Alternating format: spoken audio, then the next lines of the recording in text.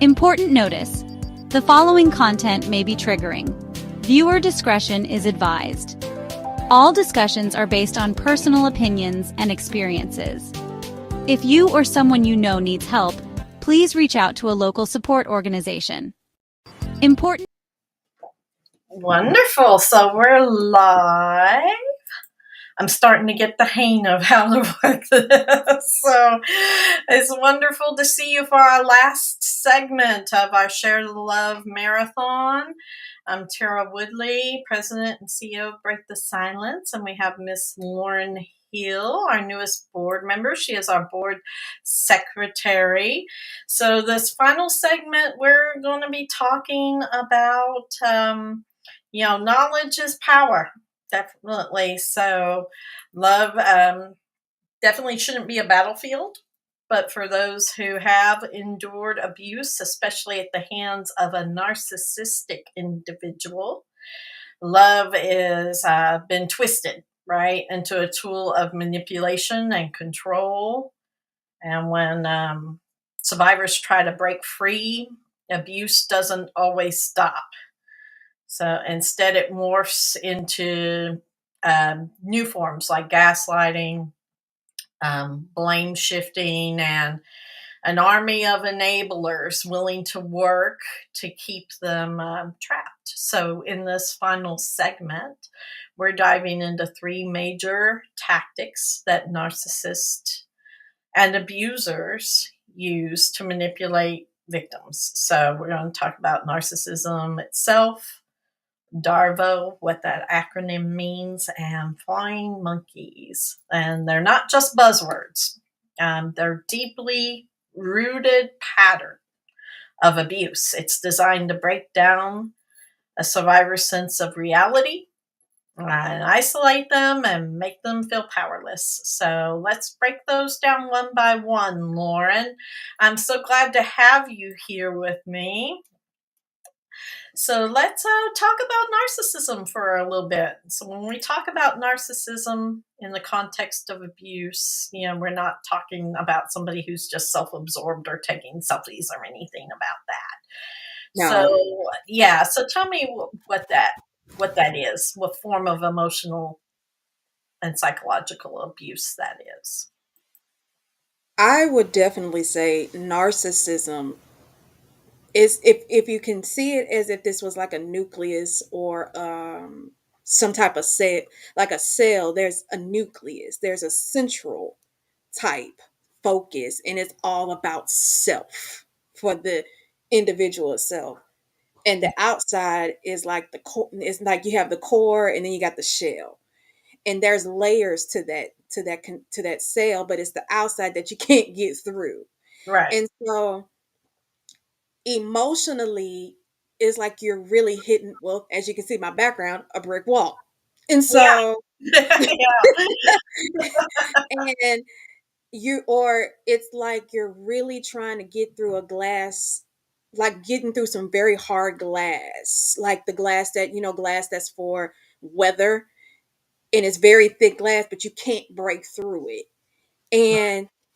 But it's so many layers of heavy material, that of insecurity, of feeling inadequacy, of what a narcissist has is that's the whole cell itself. Right. But on our side, it's like, what am I doing wrong? That's a question we often think in our minds. What are we doing wrong? Or we're like, what can I do to change this? Mm-hmm. And then it's like an emotional roller coaster. It's like you're up, you're down, you're all around, or basically you stuck on up. Like you stuck there. And you know how, if you ever been to an amusement park and you're stuck there, and then they have and then there's like some malfunctions happen, and you're stuck there for not a few minutes, it's like maybe some hours. And if you're not used to being if you're afraid of heights, think it that way. You know what I'm saying? Right. Or if you're down, it feels like you're drowning. Mm-hmm. That's what it feels like. It feels like you can't come up for air, because that emotional roller coaster is like, can you give me a break? And Yeah. then finally do get a break. It's a little bit of a break. Mm-hmm. There's no gray area, there's no in between. There's no like can is there's no it's like this you wish you can catch Yeah. it's so exhausting. It's exhausting. You're you're constantly on edge, like you're on eggshells. Mm-hmm. Um, you just get headaches for no reason. Yeah. Is it and it psychologically you feel like you've been in a battle with somebody Mm-hmm. every day and you can't catch a break. And so emotionally you like, please, I'm exhausted. And then, but then on top, you got this over here. And then if you got kids, you got him kids, you got to get, then you got work over here. And then you got then you got your own physical health over here. And then if something happened with one of your parents, you got that over there. So you got multiple things coming at you. Mm-hmm. But this nucleus over here keep hitting you like, no, it's about me. It's about me. It's about me. That gets exhausting. Yes. That Really. is a emotional, psychological, mental toll to the point your physical health gets it too. Because your body can tell when you go like your body can literally tell because you're on a fight or flight situation. Absolutely. And sometimes you can just be petrified with fear. There may be nights that you can't sleep.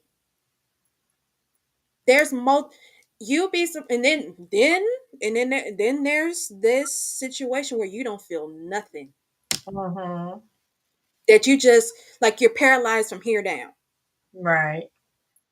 It is when I say that exhaustion go to burnout, and some of us know what burnout really looks like because some of us can be burnt to ashes and still burning.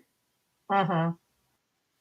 But after a while it's after a while you get immune to it. But Right. anytime you think you're getting somewhere right, something always wrong. Mm-hmm. So that's what I would describe it like a narcissist or a narcissistic relationship. You have this cell, and then you have the nucleus, which is the self, and then Mm-hmm. there's layers. There's layers of Right. insecurity, that doubt, that jealousy. That's a green monster, or Yes, it is. um always wanting the spotlight, thinking somebody's out to get you, there's a competition, or somebody's smarter than you, I need to be smarter than you. It's layers of that, and then you got the shell, which is the facade. That is the facade that they say all the right things at first, Yes. but then all of a sudden that crack of a shell come out. Mm-hmm. And when it does, it's like, mm, this is not what you and I talked about, what we have said to each other. So why the sudden change? Right. And that shocks people. It puts them in a shock. It's like a slight shock. Have you ever seen on television where they have the wristbands where every time you say a lie, it shocks you? Oh, yes, I have. Yes. I wish there was one of those watches that can tell when not only if they lie, but they've given a narcissistic lie. Yeah, that would be great, wouldn't it? That would be great. And That then, would be or wonderful. I was actually on social media today, and they said I wish there was a track number for certain things. If there was a track number when a narcissist is coming our way, it's like no, return to sender. No. But I'm just saying, if there was a way we can detect these things, we can't. No, but there's certain key traits, right, that everybody, Yes, there is. or like lack of empathy. Oh They yeah. don't care about anybody's feelings but their own. No, And no, they not only want to know your feelings so they can use it against you. yeah, because they thinking in a way, from my experience, that you're that they are your savior. Mhm. In the best, that's the best term I can give you. Mhm. And the lack of empathy, it's all about me. Mhm. It's like, wait a minute, it's not all about you Mhm. because there is a world besides you. Yeah, it's like it's a grandiose sense of self-importance. And that's another Absolutely. key Like, trait of it, and they right? had to have adoration. They had to have admiration all the time Exactly. Yes. So because they they have to feel like, always be right, and you have to always praise them. oh, the always be right. Mhm. It's regardless if you have the information, if you have the resources, you can go as far as like finding the credibility of the situation. Nope. Nope. So and it's like this. You kind of see it Mhm. in a way. You kind of see it, but then and then it grows a Right. little. It comes out, and then sometimes you see the writing on the wall, but then you ignore it because they gonna say, "I'm gonna change." Mm. That is a word It's that so they are manipulative. afraid That's a manipulative behavior to keep you under control. Yeah, because change that is not in their vocabulary. Because Mm-mm. that now they use the word they say, "Oh, I'm a change." Okay, they may change for what? Maybe a week, maybe 2 weeks, and then all of a sudden it start rearing its ugly head again. Mhm.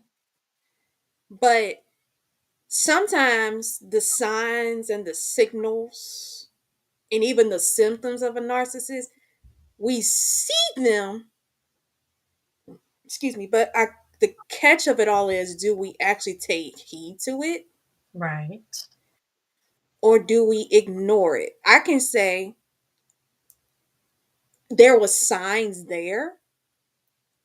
Like my writing was on the wall and it was in bright red letters. Mhm. But I ignored it because I believed that he was going to change. Right. But when there's change, it's not just the words and it's not just the actions, it's the behavior. The behavior. Because we're as kids, we were taught that when you do something that is wrong, we get disciplined.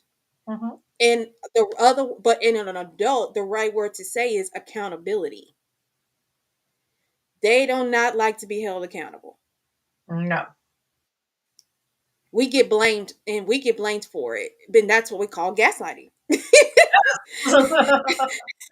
Like they gotta blame somebody else for their wrong to justify their wrongdoing, and you can't. It's like this. Hold on, but and it's like this. I didn't do anything. Mhm. So how did it come towards me for? It's it's actually a mystery. Honestly, our narcissism is a mystery. It's an Serious. enigma wrapped in an enigma. It really is. It's like, what? What did you? Mhm. And it does. It gets very, very convoluted because you start to think you're the problem, which is the ultimate goal they're trying to do so they can control you.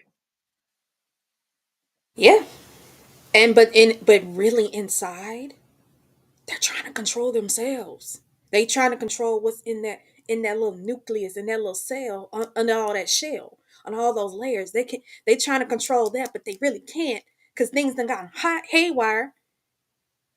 But because of their struggles and their challenges, they gotta blame somebody. Mhm. And the next person they gonna blame is the person that they love. So from what I see, narcissism is a whole mysterious cell, or in other words, like an onion that comes with so many layers. Yeah, that's what Misty says in the comments, an onion. Yeah, she said onion. And look, I use onions in all my cooking. Mhm. So, but if you notice when you have an onion, when you chop it, your eyes start watering. Mhm. that's that's pretty much what a narcissist is, because as you keep chopping, because you know you're gonna need this particular ingredient for your cooking, the more you chop, the more you smell it, the more tears come down. Yeah, the But more it's you like, feel the burn, it's like, yeah, oh, yes. yes. So it's a unusual mystery, but it's a mystery that we have. But it's like, if the writing's on the wall, be like Forrest Gump and just run. Mhm. Please, just run and just keep running. I don't care how good looking the person is. I don't care how much money they provide for you, because when you're in deep, like deep into that relationship, it gets ugly. Right. You lose yourself. And I can truly say I lost who my identity, because I knew my name was Lauren, but oftentimes I had a nickname, and if somebody called me by that nickname, it is like, wait a minute, no, I'm not that girl anymore, Right. because because it's a trigger for me. Mhm. But I was Lauren such and such as in the relationship. Mhm. That's what I was named. Not as Lauren that has a brain. Not as Lauren who has a college degree. Not as Lauren that works with kids. Not that kind of identity. Right. And when you lose yourself, you forget, and then especially in that type of relationship, when you finally get out, it's like, wait a minute, who am I? Mhm. It's almost like a Dorothy from Wizard of Oz type situation. They always say it's no place like home. Right. But at the same time, it's like, wait a minute, this feels weird. Mhm. So that's how I see it. Mm. Yeah. Misty says it makes your breath stink. There you go. Definitely. So, if you're watching, we'd love for you to put in the comments if you've experienced, a relationship that was narcissistic. If you think there's other traits or something that we missed, pop them in below. We'd love to see your comments. So, um, yeah, absolutely. So that kind of is a good way to segue into the next thing, because the narcissist doesn't want to just control; they demand it, right? And when that control is threatened, they can use a tactic that in our line of work they call DRAVO. So if you're out there, you don't know what that acronym stands for. It stands for deny, attack, and reverse victim and offender. So it's one of the most effective tools, and it's also a very dangerous type of tactic that abusers can use, especially if survivors try to hold them accountable. So when you're holding that narcissist accountable, they love to play that out. So like that first one, deny. They want to say that never happened. You're making it up, right, Lauren? So let's talk about that a little bit. That deny tactic. Absolutely. If anybody who has studied psychology before, the first thing they say is denial's the first sign. They said denial's the first sign. Like, if you know you're a problem, the first reaction, no, that can't be true. But that denial's the first thing, because you're thinking, no, because you're not really it, or as the kids say, the math's not math. And I was like, that, are you sure? But in a narcissist situation, they're in total denial, Right. and they place it onto someone else, because they don't want to accept that it's them. Mm-hmm. They don't want to be aware that it's them because they're thinking, no, that can't be true. No, that's not me. Or or in our cases, oh, you tripping. Yeah. Mm-hmm. Or Like something that. wrong with you. Or something Uh-huh. wrong with you. Oh, no, it's not wrong with me because from what I'm seeing is I'm not the one tripping over my two shoelaces. That will be you. Mhm. So, but that denial, they cannot, with denial, the opposite of denial is acceptance. Right. They don't want to accept that they're the problem. Mhm. That's how I see that. Well, a good friend of mine used to say all the time, they rationalize and justify, right? They rationalize they're not the problem, it's you. So they justify their actions by what they do at you. So, Absolutely. Or they'll tell you, I did this for you mhm. to justify. So in other words, let's use a scenario. If somebody hits you, if they throw a rock at you, no, what me? That was, and then they said, no, that was a pigment of your imagination. But I know who. But then they said, but I see that you're injured. Let Mhm. me help. Mhm. And knowing you're the one that threw the rock to hit me. Right. So why would you deny that you threw the rock and you aimed it at me and then hide your hand and say, no, it wasn't me. And there's no crowd around you that did it. Mhm. And but tell me, oh no, that's a pigment of your imagination. You would that was no rock. So laser beams should happen to hit me. Mhm. Well, that's the next part of the DARVO, right? Attack. If they can't deny doesn't work, then they're going to attack you, whether it's physically Yeah, or verbally. yeah. Or another way, they can attack you in your pockets in your money. No, no, Mhm. no, no, no. They can find ways to attack you, like you said, physically, Mhm. mentally, emotionally. But money? Oh my goodness.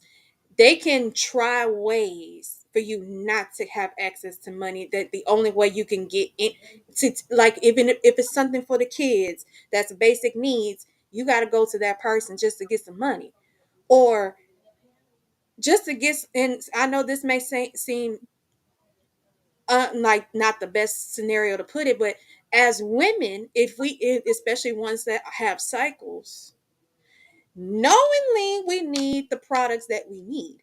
Mhm. They and guess what? We need, and if we run out, we got to go to them to get money to get feminine products to Right. take care of ourselves.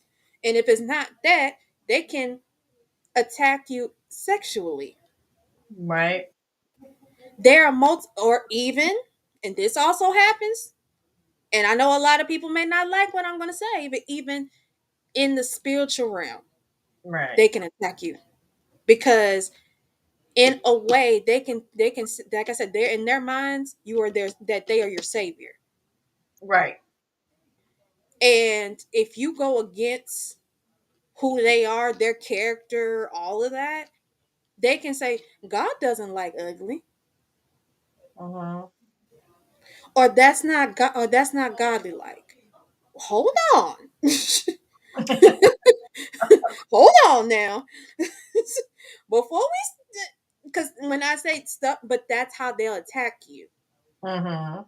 That's how they'll come at you because you're not really attacking, but in their minds, you can be like a little pretty cat, like, "Meow." But Mhm. in their minds, you're a whole lion about to bite their head off. Mhm. Well, and they can attack you verbally with their words. Things like, how dare you accuse me of that? You're the problem Mhm. here." You know. Yeah, Yeah. So that can be a form of attack as well. And absolutely. then they love to reverse that victim and offender, right? You're the one who hurt me because you brought that up. You did this. I'm the victim. Yeah, and you haven't done anything wrong, but that victim mentality, that's like their defense mechanism. Mm-hmm. Like that's their conference zone, that's their safety net, because that's the one where they're looking for the softer, like you're gonna back down. Right. Afterwards, you're not gonna question them anymore.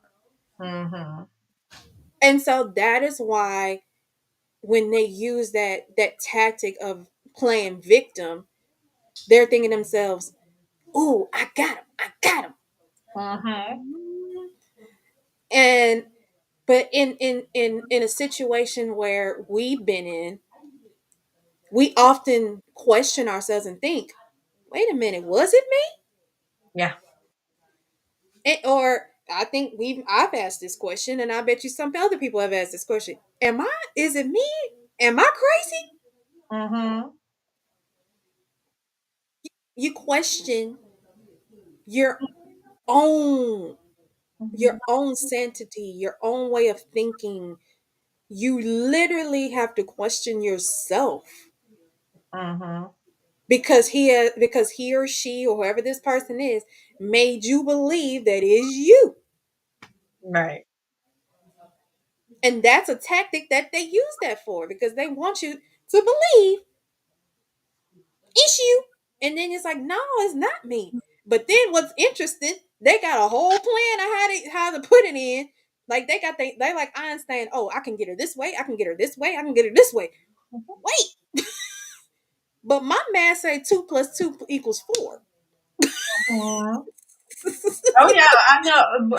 My personal experience, there was a lot of, um, well, it's your own insecurity, it's your own abandonment. No, it's not me. You pushed me into this. You caused me to do this. Look what you made me do.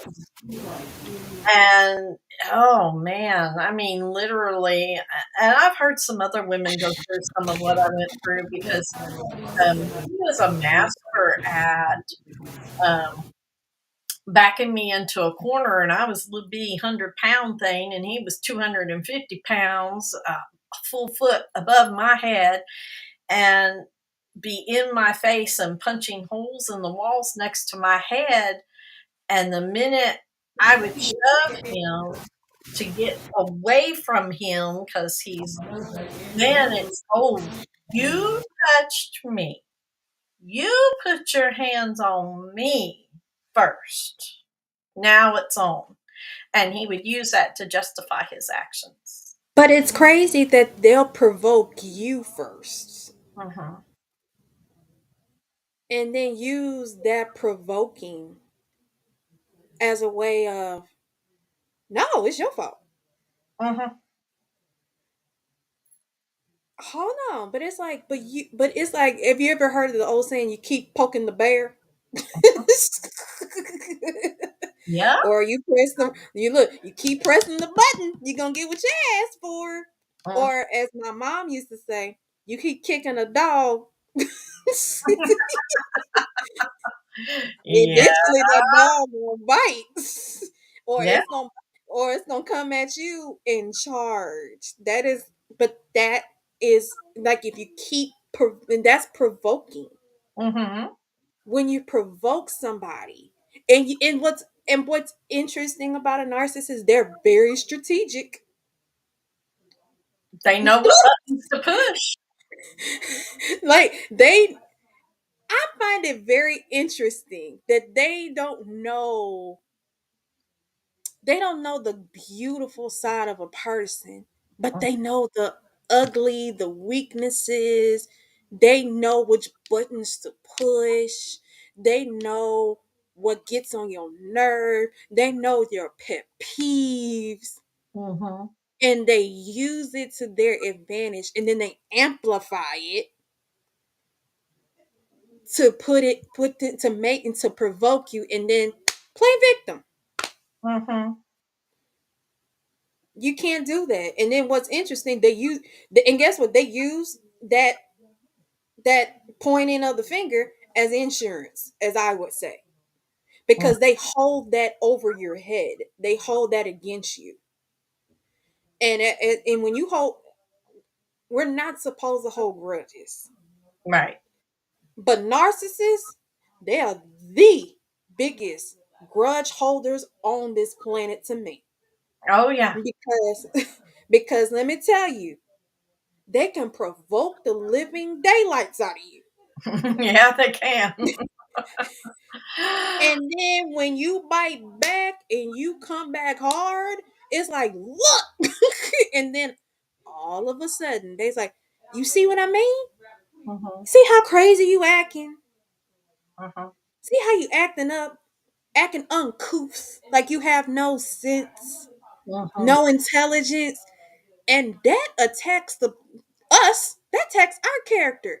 But what's interesting when we get attacked with those words hit our hearts and our minds as if that's who we are. Because when someone has constantly provoked you, and someone has constantly poked you, and someone has came at you until you finally come at them, and you come at them harder, all of a sudden, but look at you. Look how you acting. That's Mhm. why I say they are very strategic on how to come at and attack a person, Yeah. then play victim, Mhm. and then they hover over your head, and then because guess what? They be like, "Was didn't you do? But last week, this is how you acted. Do you want to act like this again? You don't. It. I can truly tell you, it's like this. If y'all want to be provoking, have fun with it. You ain't about to poke this bear. I'm 4'11", but this look, I'm 4'11" in height, but you keep poking this bear. I ain't cute. I'm not cute anymore. I'm not cute because you're put in a position when you corner somebody. Okay, best scenario. If anybody watches Tom and Jerry, Yes. there's an episode where Tom has a book on how to get the mouse. Mhm. And in one of the pieces, Jerry is in a corner. And Tom reads, when the mouse is in a corner, you can attack. So Tom comes at the person, comes at the mouse, and Jerry is bam, bam, bam, bam. And when Tom comes out, he said, "Don't you believe it?" But that's what a person, but see, that's what you would hope that would be the reaction. But No. when you come back harder, they reverse it. Oh yeah. It's Oh like a reverse role. It's like Dr. Jekyll, Mr. Hyde type stuff. yeah. Mhm. Yeah. It's like, wait a minute, before you wait a minute, but Because that, there's a lot of what they call it reactive abuse. mm-hmm. Because but they turn, but this narcissistic role though, they love to turn any little thing. It's not quite the same thing.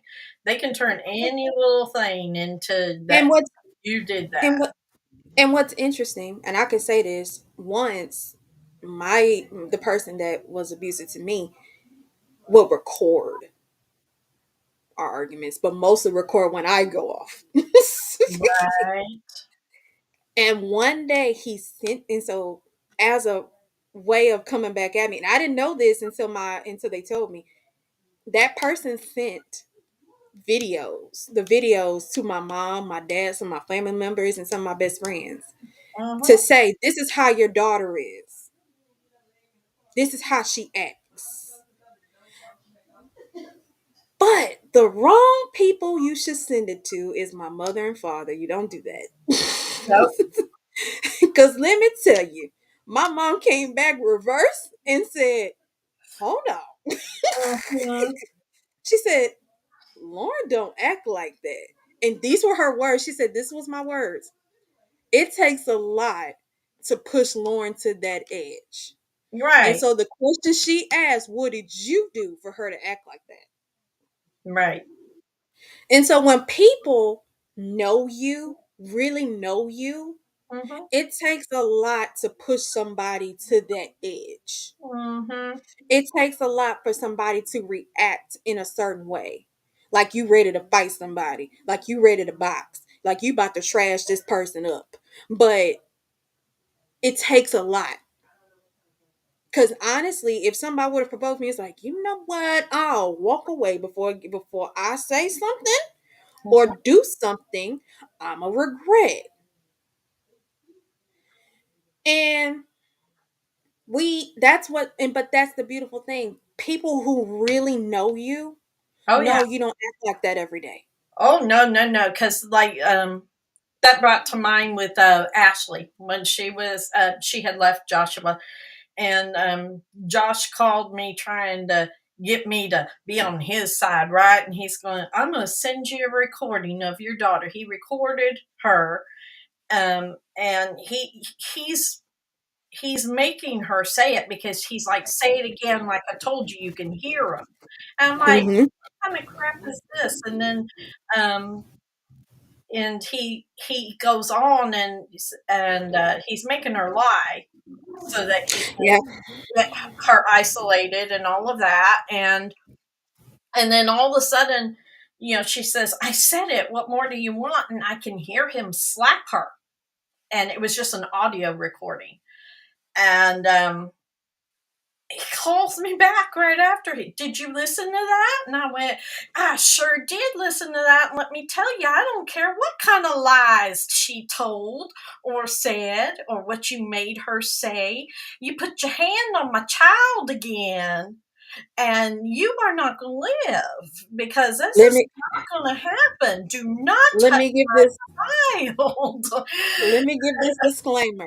When it comes to mothers Yes. of children of who are victims and survivors, what you don't want to do, Don't touch my child. I mean, and they look he really thought look, he they're could get me sweet. on his side.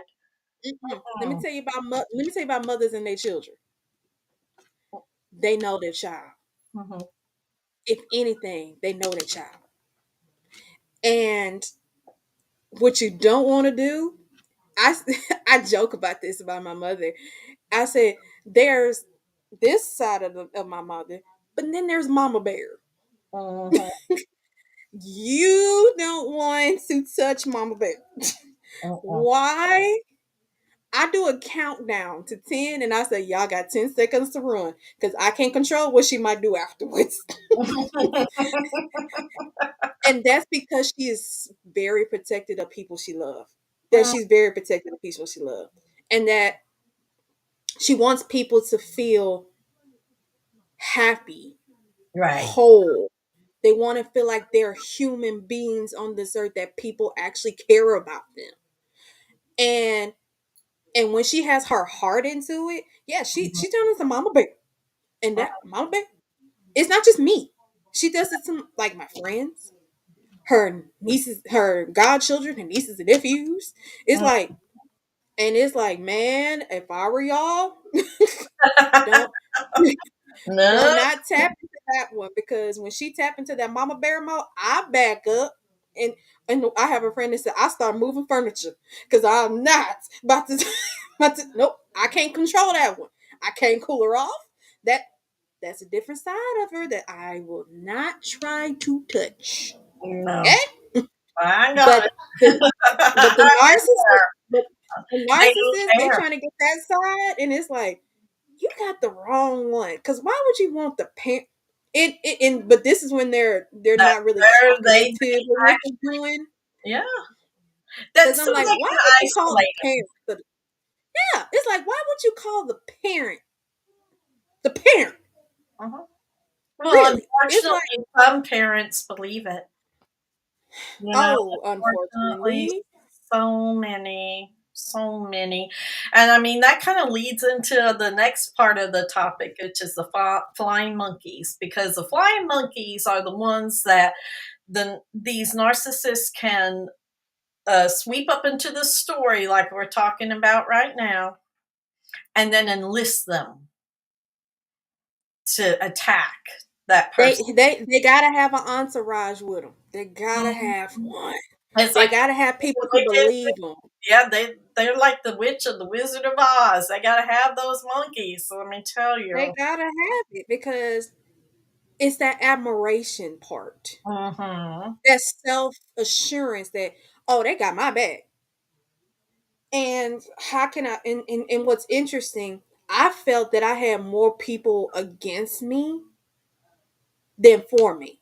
Now Right. there was a few that were for me, and that, like, I have a friend who at the time no one believed me, and I told her what was going on. I said, "How about this? The next time that we have an argument or something of that sort, I'm just gonna call you, but you mute yourself, but I'm gonna hide the phone." Mhm. She heard everything. Mhm. She heard it. I think it was maybe like a good 2 to 4 hours. Oh wow. And she stayed on, yeah, it was a long time. And she heard all of it. And then when he left, I answered, I said, did you, and I was weak at the time. I Mhm. was just really disoriented. For that long, yeah. And This- so she was like, I heard everything. I heard everything. That was my way to, and guess what? Even after I finally just left, when I finally left, Mhm. people still didn't believe me Oh yeah. because in their minds, I didn't have a brain, sadly. Mhm. And that goes back to my where I was saying they're used to saying he's seeing Lauren as Lauren who is such and such. And it's like, hold on. I had a when I met this person, I was in college. So that means I was working towards something. And I think that's is one of the reasons why I'm the type of person I am now, that I had to, because I said to this day I had to fight to Mhm. get my name back, to get my identity back, because I didn't want to be identified as by somebody else. Right. I wanted to be identified as Lauren the educator, Lauren the survivor, Lauren the daughter, Lauren the friend, Lauren the auntie, because I am auntie. I'm auntie. Um, Lauren who has the bachelor's degree, Lauren that has the master's degree, Lauren that has certifications, Lauren that has X amount of experience, Lauren who cares about people, Lauren who makes sure that people are taken care of. That's the Lauren that they need to hear from, not as somebody else. Not as, because the last time I checked, my name is Lauren I Heal. That's what I identify as. Mhm. And I had to put this like this. I had to fight to put my name in a perspective where y'all don't see me in that light. Right. And even to this day, if I act a certain way, I have to apologize because and this is how I do it. I say, y'all, I did not want you to see y'all. I don't want anyone to see me in that light Right. because I know who I used to be Mhm. and how I've overcome that because I have PTSD. Mhm. Thank goodness for therapy. Thank goodness for therapy to tell me. And and I was in denial because I was like, nah, that can't be it. I'm thinking, oh, it's hormonal. I'm not just having a bad day, or I'm not getting enough sleep, or I'm just burning out. Until one day, someone said some words that triggered me. And I forgot. And at that time, I just literally just zoned out and forgot who they were. Mhm. And at that time, my hands balled up in a fist like I was ready to fight. Right. And it's like this. I don't want people to think that I'm a fighting person all the time. I'm really not. I'm just saying at that moment, The only way I had to snap out of it, a friend came and got me, said, Lauren, come back. Mm-hmm. And then when I came back in too, I was like, where am I? What just happened? Right. And it was like, and when I finally figured out that was an episode, it kind of put me in a position like, this is for real. Right. But it kind of hurt because it's like, this is a real thing. Mm-hmm. And I didn't had it for a long time, but I did not know what it was until maybe 4 years ago. And thank goodness for therapy Mm-hmm. and counseling, because now I know how to manage my triggering, manage if I feel like I'm in fight or flight mode, when to come back and breathe, doing some type of exercise, because that's when I knew that I am not that person. Right. I never was. Mm-hmm. I'm not a fighting person. Like they said, I'm a lover, not a fighter. But I didn't fought so much. Right. I didn't want anyone to see me in that light, or as the or the angry person, Right. or she's always having attitude, or why she's always mad. You don't know what a person goes through until you actually get to know the person. Right. And it was, and that's why I say I don't want anyone to see me in a light to where they only see me as being abused, Mm-hmm. or always fighting, or always had an attitude and always mad, or why is this person always looking like she just been through a rough, like she's been running around or something like that. You really don't know what a person goes through. Mm-hmm. It was a dark depression for me for a long, like, that time of my life. It was very dark, that I didn't even recognize myself, that I was just like a object. I was Mm-hmm. motionless. I didn't feel anything. It That's why I want people to see me as a light Yeah. than the darkness of me. And those flying monkeys, that is a real thing, because they That's want the an entourage. real thing. So, like, just so people like know, that's definitely it's the people that abusers enlist to do their dirty work. So it can be family members, friends, co-workers, even. Oh yeah, They, that has been done to me. yeah, And they manipulate them into defending them and discrediting you. Um, and sometimes they're not even aware that that tactic is being used on them. There's those who are aware and know exactly what they're doing to help them, but there's people who've been just manipulated. Um, very. so And that. they it's like this. Do you not understand? You just been under the spell that I've been in. Mhm. And but the crazy thing about a narcissist is they are very convincing. Oh yeah, They are very charming. they This are. is why I say they are very strategic. Mhm. But how I see it is this: with all that knowledge of being strategic, why are you not in somebody's science lab? I mean, I'm just trying to figure it out, Tara, because anybody that can be that strategic and can figure out a hypothesis, they can figure out the problem, they can have solutions, they can find multiple ways to get this person to really pop them off like a firecracker. I'm like, can y'all exert that energy in a science lab and actually get paid for it? Well, they're so manipulative. They want to promote that with other people you are the bad person, and then people come back at you like it wasn't really that bad, or you're the And then, problem, or you they're know such what's so a great interesting? person, right? And I've never seen them act like that, so it must be you. Oh, and then what gets me? They Mhm. can get the police involved, and the police can be on their side. Yes. I, like, and you be looking like,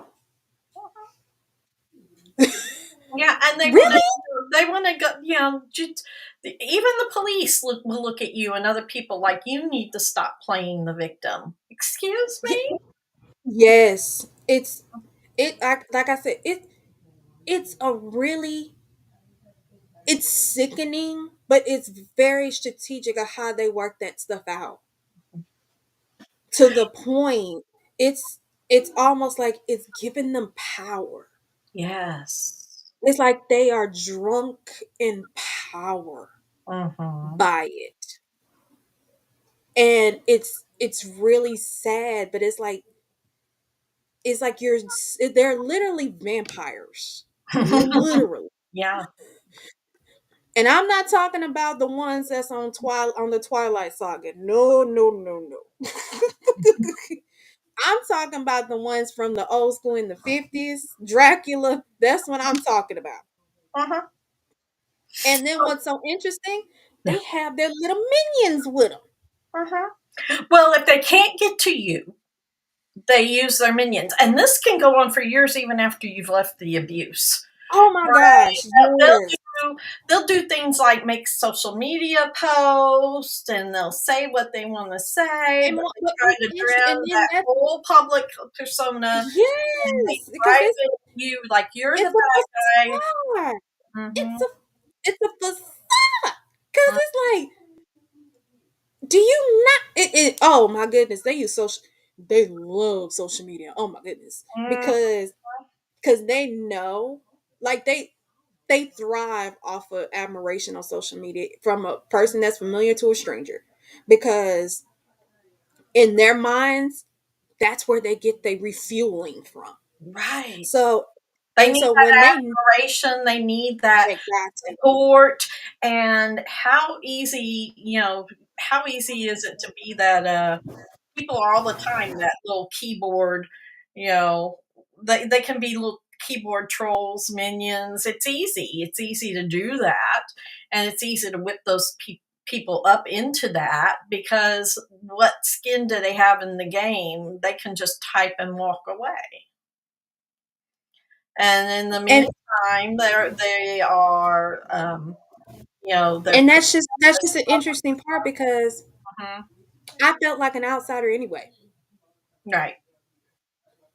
I felt like an outsider. If anyone has ever, of course, I'm English major, so I've read many books. I'm a book nerd for real.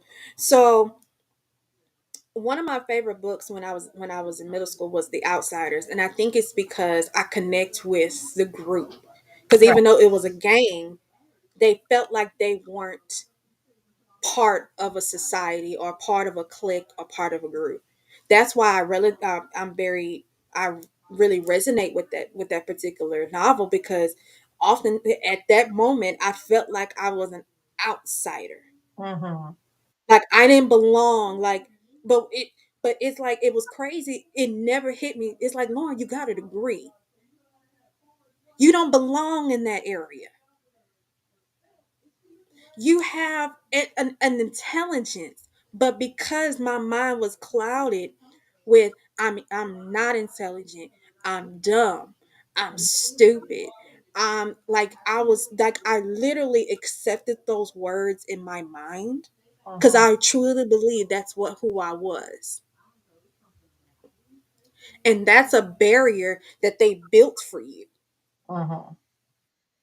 in your mind. So like, and this is the okie doke question that people have asked, and it almost gets under my skin.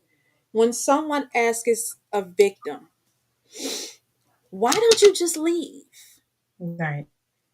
You don't know what barriers has been embedded in their head. You don't know what walls have been created in their heads to make them believe that they're less than their own children. Mm-hmm. You don't know that. Right. And guess what? It is very, because then they're also looking at that person got the money. I have a place to live. I got somewhere to sleep. At least I got somewhere to get something to eat. They're looking at the physical aspect. Then they thinking, if I go outside, I don't know how I can survive outside of these four walls. And I often tell people, before you ask that question, because to me that's like a judgmental question to me, Right. because that is like the okie doke question. Why didn't you just leave? If we had that opportunity, we would. Mm-hmm. But you don't know what is really going on here, and just us as a whole, in a holistic way, how we've been conditioned.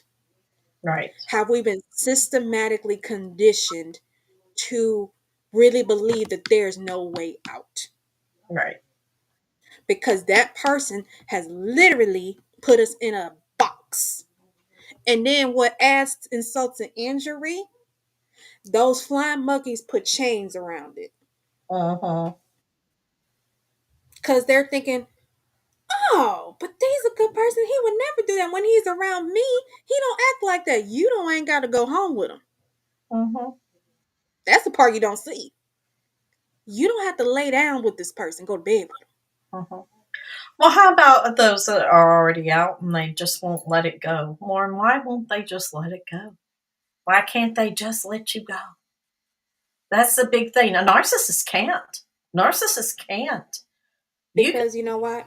10, I 15, can 20 years out of the relationship, and they still cannot let it, they can't wish you well and be happy. You want to know why? They see us as supply and demand. That's why. And what I mean by supply and demand, we keep giving them what they want. Mm-hmm. And then when we cut off that supply, what happens? They want demand of that supply again in any ways possible at all costs. Mm-hmm. So if you notice, if a survivor or a victim finally leaves, and they could been removed themselves from that situation several times. It took me 12 before I say I'm it took me 12, and because you were giving them what they desired. Mm-hmm. You gave them what they wanted. That was the supply. But when you cut it off, they like, I need to get that back. And they'll find ways to reel you in. And you're like, nope, I'm going to go to another person who actually appreciates who I am and sees me as a human being and not as an object that you put on a shelf collecting dust. And then when you feel like seeing me or whatever, you toss me around. Mm-hmm. No, no, no. But the thing is, the supply, when you cut off that supply, they feel weak. Right. And and Misty is right. It's an addiction. Yes. But that power is an addiction. People don't really understand what power can do to people. Mm-hmm. Because power, it's if you've ever seen the movie Remember the Titans, Yes. for great leadership, there's responsibility.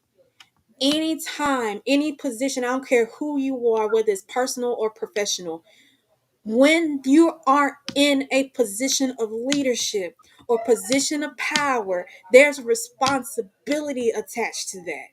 Yes. And with responsibility, there's discipline and there's accountability, but there's also a size there, or there's a part in there that you have to understand. You have to self-reflect. Mm-hmm. How can I improve myself? But Oh, on a they narcissist do that. side, Yeah. nope. That's they don't they they perfect in Mm-hmm. their mind. They're the golden child. That nothing's wrong with them.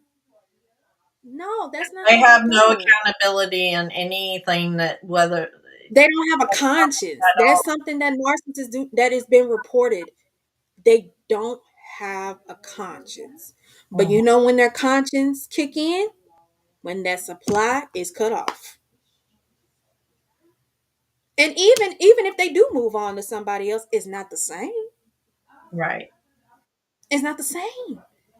It's not the same as, okay, if you iron your clothes for your husband, you iron it a certain way, you use a certain product where it's crisp, ain't no creases. That's what they're used to. But there's a difference when somebody appreciates or when somebody really just don't care. Mhm. And it's very sad. And so you just assume that's part of my job. No. No. You do not when you the old saying, when you assume what happens? Yeah.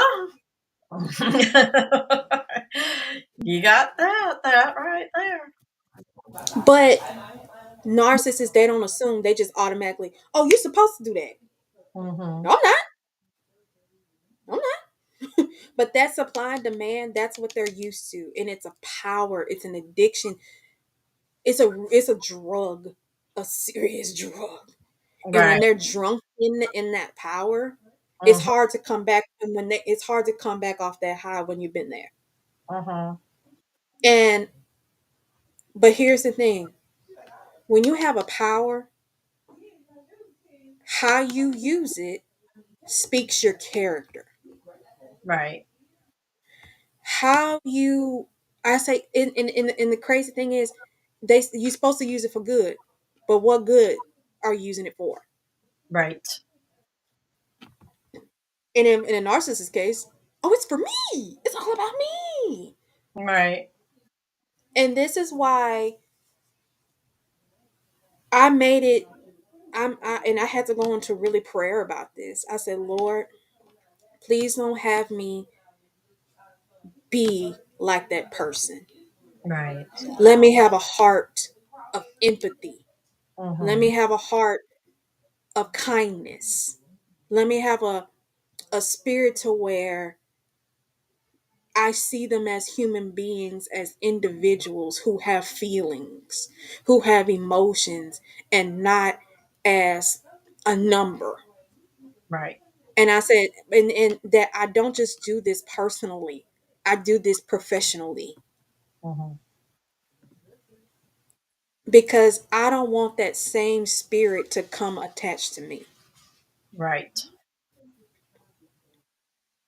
So I truly, like I said, supply and demand is how narcissists see you, as Right. supply and demand. Because you, and then when they, yes, it's hard for them to let go. Oh my gosh. Because they're thinking, oh, and the one thing they do Well, they'd when rather they know they burn can down the let go, house than to let go. or they'll say this, you can't last without me. Yeah. And I've said this for many, many years in any relationship I've ever been in. And I'm telling y'all this now so y'all can use it. Anytime that you're in a relationship with somebody, I made this very clear.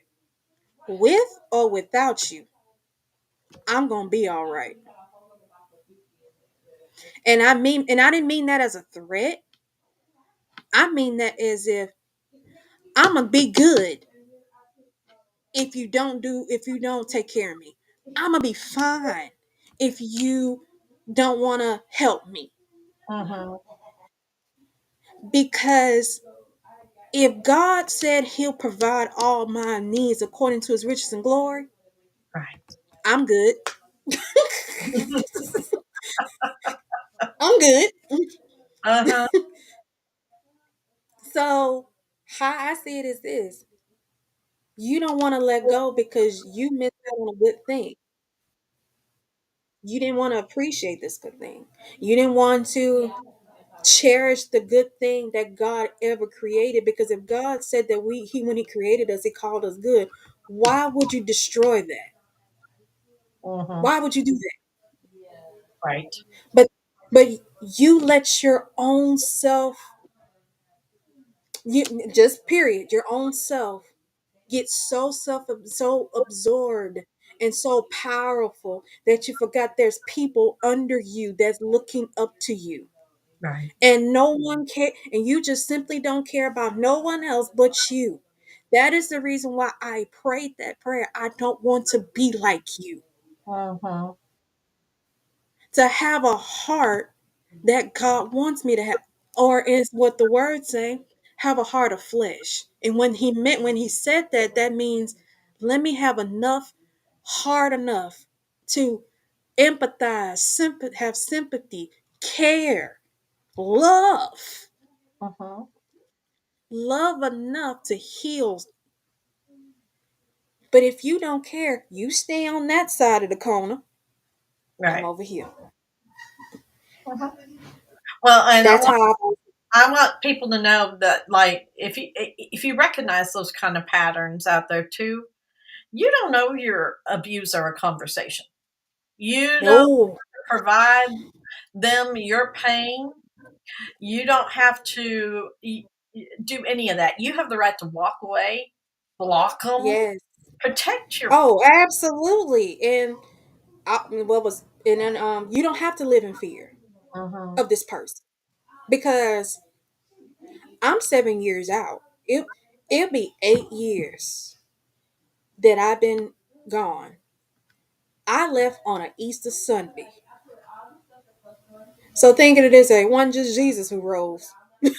Okay?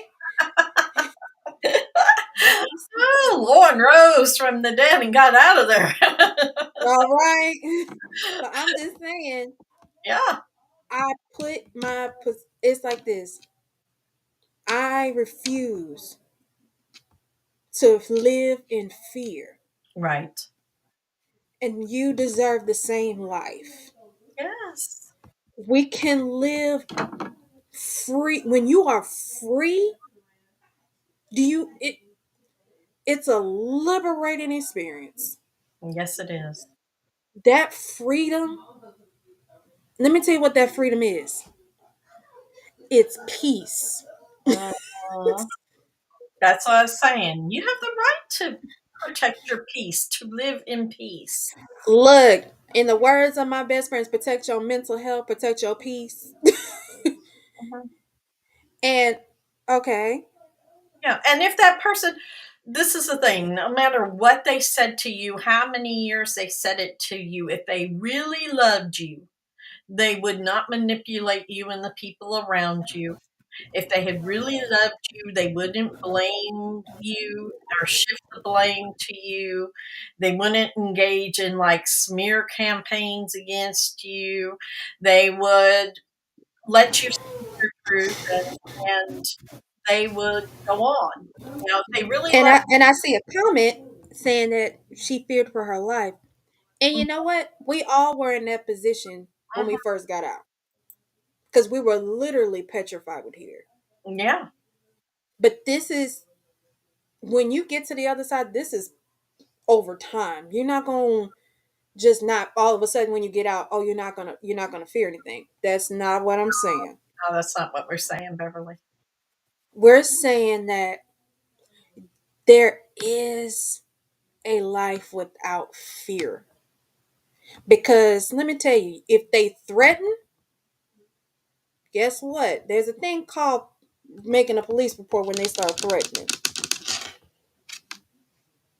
Well, and fear doesn't always totally go away. That's not.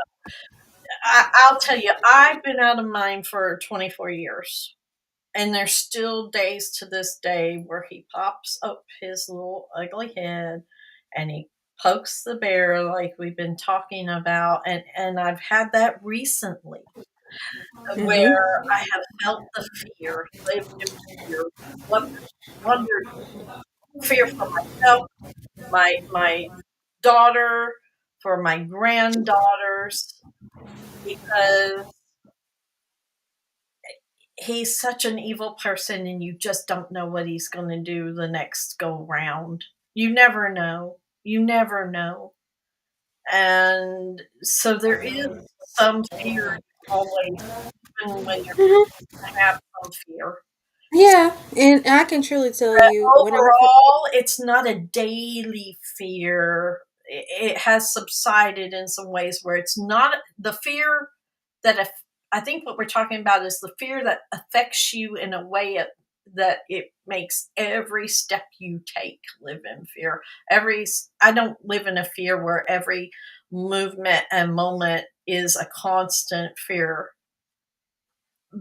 The fear just never totally goes away, but wow. I have a certain freedom and love and joy that he can't control anymore. Yeah, it's like it's uh it's not saying that you're not going to, if you go outside, that you don't think that person is not watching you. I'm not saying that at all. Mhm, But what I mean by is he don't have any control of here. mhm, Because if anything about a narcissist, the best way they know to get you is right here mhm, in the mind. And they know how to get you. And when they disrupt your peace, they they disrupt who you're trying to be as a person, trying to grow. When they disturb your growth, oh no. yeah. And because I can't sit here and tell you I was afraid. I did not or I wasn't afraid when I first got out. No, absolutely not. I was fearing that I was going to die. But every day I had to go outside. I Mhm, can truly tell you this. When I finally got out, I stayed at home for 2 weeks. I stayed at my father's house for 2 weeks. Didn't want to come out because I was just that fearful. And what made me come out, my mom called me and she's like, Lauren, what you doing? It was a Wednesday. I remember, I can't forget it. It was a Wednesday. And she said, Lauren, let's go to Bible study. I said, I don't know, Mama. She's like, come on, let's go. I made myself get dressed and walked outside to meet my mom in the car. Went to Bible study, came home, and that was the first time I felt like, my goodness, I'm okay. It's like baby steps. mhm. It's really baby steps. Because yeah, and you're right, Beverly, they will stalk you. They will follow you. They will threaten you. They'll try to kill you. Yeah. They'll try, but here's the thing. They can try. That's the catch. They can try. But you have to live your life. You have to continue to keep going every day. Because if you freeze yourself, one, you're pretty much just existing still in that world, just outside of it. Like they still have control over you. Mhm, And when you make a decision, I'm not going to let you control me today. mhm, I'm not going to let you come back at me. Yes, you're going to have that in the back of your mind saying, I don't know what they about to do. That's what you call the fear of the unknown. mhm, We don't know what and what's interesting about a narcissist, we don't know their moves, but they don't know ours either. And it bothers them. mhm, It's like a chess game to them. Because when you stop all communication, when you block them, when you don't want to have anything to do with them, you X them out of your life. It mhm, bothers them mhm, because they want to know what is your next move. And the other part of that is the next move is without them. mhm, It's without them. It bothers them. And so but but it's like with us, we don't know what move they're gonna make. So y'all, and so guess what? Somebody, and it is, and it, And guess what? Yeah, they can become more dangerous. Oh yes, but Beverly, I'll tell you right now, I know that it can become more dangerous. I've lived it. My daughter was killed.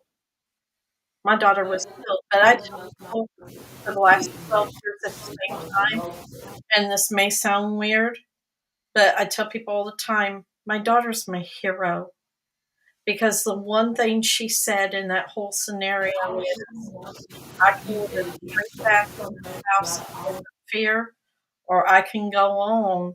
One way or another, he may kill me. Mm-hmm. Name on that I'm not gonna sit back and just not try to get away, live my own life, and try to stay out of it. She spent a month and a half in hiding, and I wish to God to this day still I could have kept her safe. The police didn't help. Nobody helped, and it did no good. When a crazy person decides they're going to take your life, there's no way to stop it. But I hope I at least lived mine the way she lived hers, where she said, "I'm going to live my life. I'm going to make the best of it until that day." Because I'm not going to allow him to control me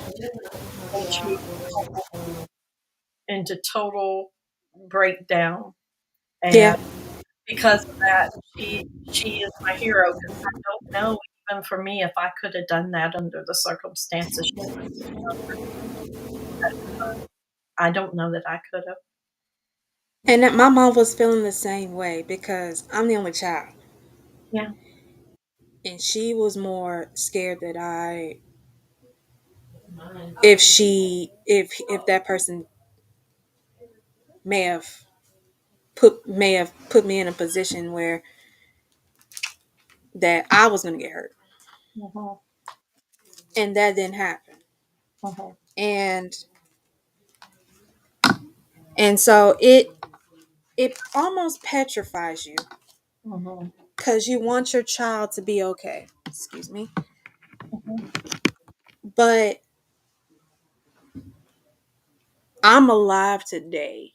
And I can truly tell you that I'm alive today because a lot of people really not only prayed for me, but actually helped me Mhm. get to believe that I'm not what that person says about me. Right. And that I don't wish death on anyone. None. Especially not in this caliber. And you want, and my mom, she wanted to protect me in any ways possible. And but at the same time, I had to learn to leave for myself and not by somebody else. Was it hard? Yes, it was. And even that first year, and I was married to mine, and going through a divorce, oh, was that a roller coaster ride? Because that one didn't want to let me go either.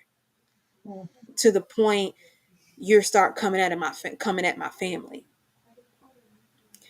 But every single day, I had to reestablish myself, and that learn that I can't live in fear for the rest of my life. Mhm. I I had goals in mind that I put on hold. And not just that, I had too many friends, not in the way of domestic violence. I've had friends who have died before they had made my age. And was it easy? No, not by a long shot. Definitely not by a long shot.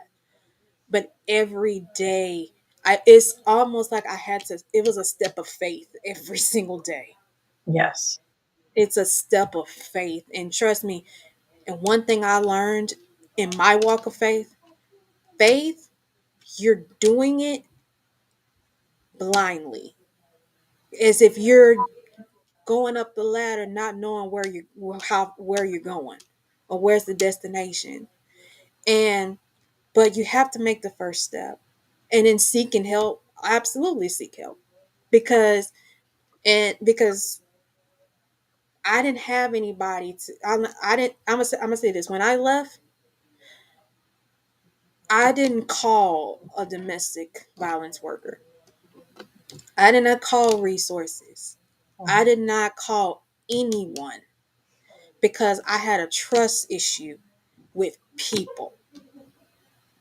Because I was because of those flying monkeys, that's where my trust issue lied.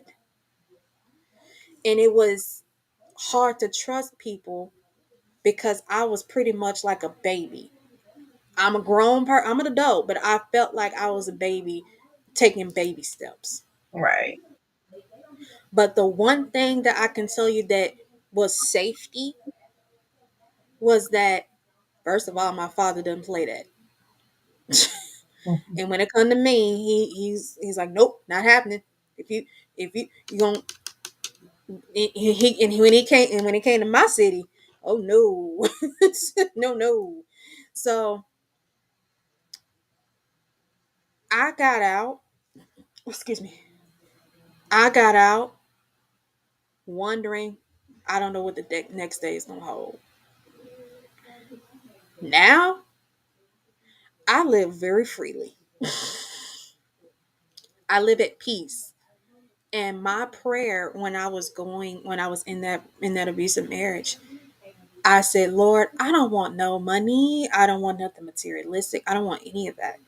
I just want peace of mind just to go to sleep at night. Mhm. And I never knew how valuable peace was until I actually got it. Right. Now, what's interesting, my abuser, I don't wish nothing upon that person. Nothing. I don't wish no ill will. I don't wish nothing bad upon that person.